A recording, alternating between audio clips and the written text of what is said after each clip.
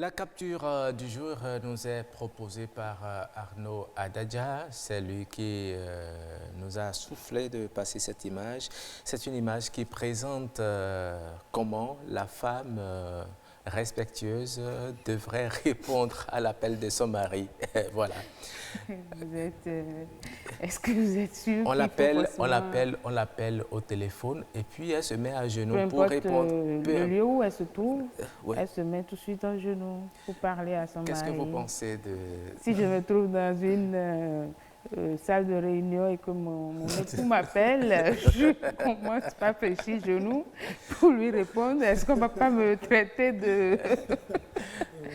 C'est très comique, hein, vous savez. Il faut respecter son mari. Hein, le respect, vraiment, nous enseignons le respect en Afrique. Mais là, c'est exagéré. C'est quand même au téléphone. Le mari ne te voit pas, il ne sait pas. Mais c'est à croire que le mari est la foi.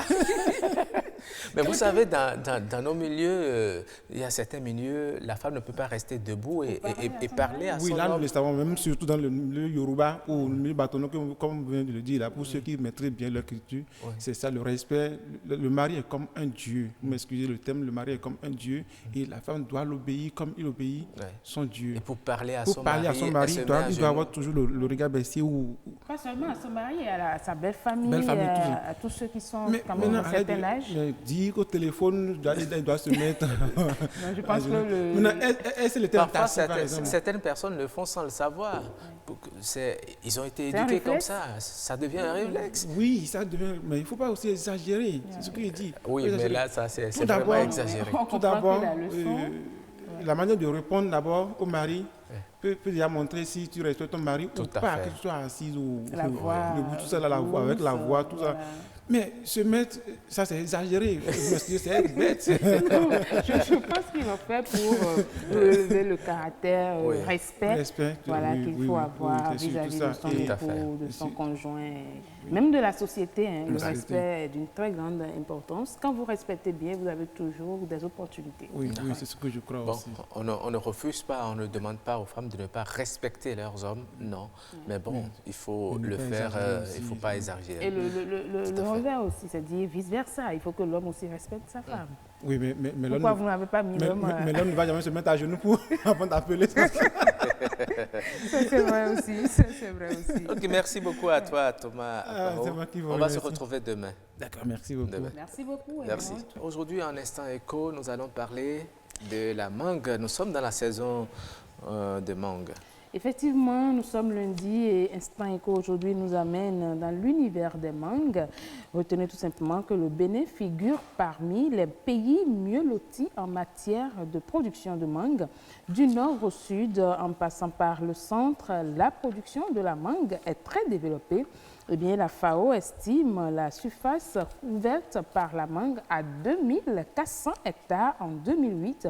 Selon les résultats, eh bien, avec une production annuelle de 13 000 tonnes, la FAO nous dit sur son site que le Bénin est à une grande échelle de production de la mangue.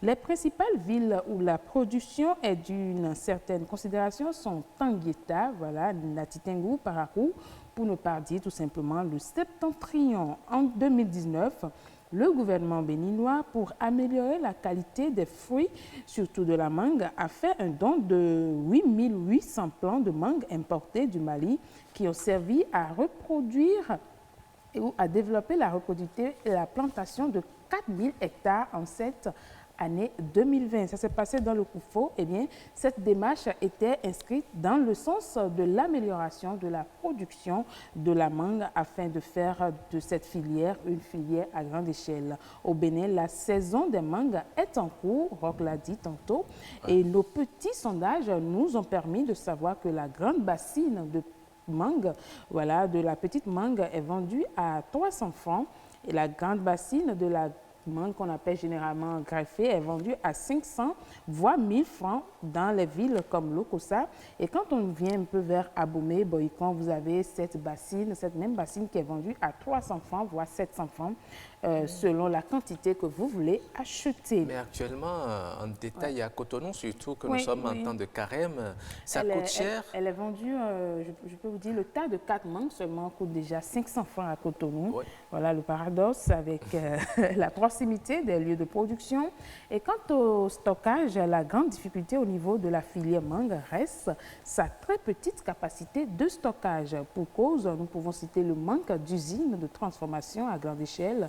Conséquence, ce sont des tonnes de mangue qui sont déversées chaque année dans les caniveaux et autres lieux d'ordures. C'est dommage. Hein? C'est vraiment dommage. Et quant à la transformation de la mangue, voilà, les fruits qui ne sont pas encore mûrs peuvent être transformés en chutney, conserve et condiments. Mais quand ces fruits-là atteignent déjà la maturité, voilà, on peut les transformer en les préparant en tranches, en sirop ou en saumure, mais aussi en jus, en purée, en confiture, compote et surtout des glaces pour ceux qui en raffolent. Oui, et nous en avons vu tout à l'heure, nous avons vu comment on a transformé la mangue, comment dit-on, en jus, en purée, oui, tout et des tout. jus de mangue. Ouais. Il faut aussi dire que les graines de la mangue sont moulues en farine et le bois du manguier, attention, puisque nous parlons de la mangue en général, il y a aussi le bois de la mangue qui est utilisé pour des bateaux, des revêtements de sol et des meubles. Voilà.